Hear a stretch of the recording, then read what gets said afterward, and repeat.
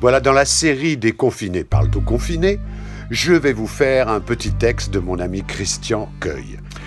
À l'heure où j'écris ces mots qui courent comme des chatons indisciplinés sous les craquements des voliches, Monsieur Knult avait déjà quitté Hans, le mégicier de Larstetten.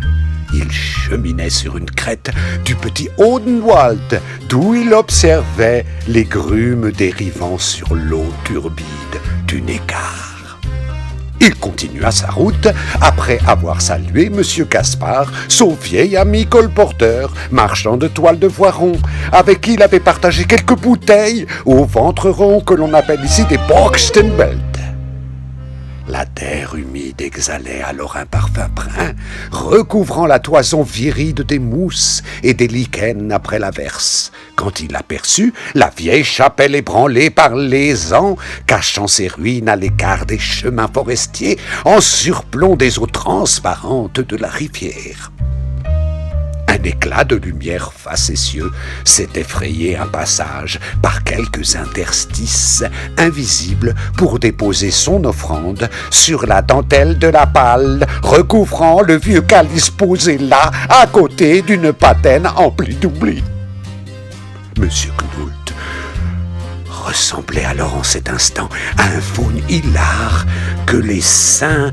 Là, je n'arrive pas à lire, mais c'est pas grave, je répète la phrase. Monsieur Knult ressemblait alors en cet instant à un faune hilar que les saints délavés à travers les vitraux brisés observaient d'un œil amusé.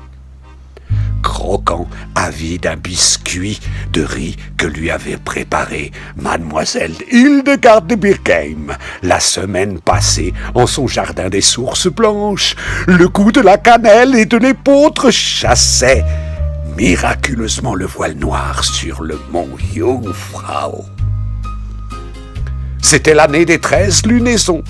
Monsieur Knult dormit longtemps, puis suivit le fil de l'eau jusqu'à la ville de Tübingen.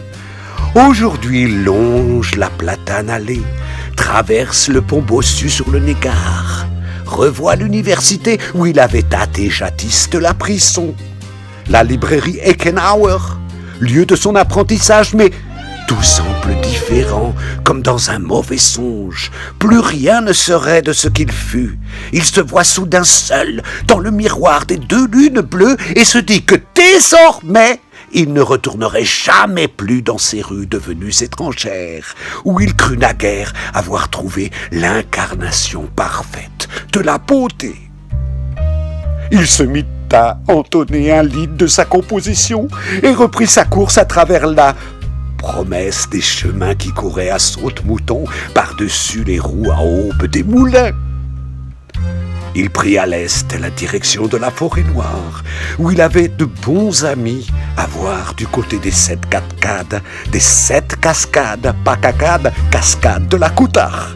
Il y connaissait une vieille scierie dans laquelle il pourrait dormir en douce compagnie jusqu'à l'arrivée du printemps.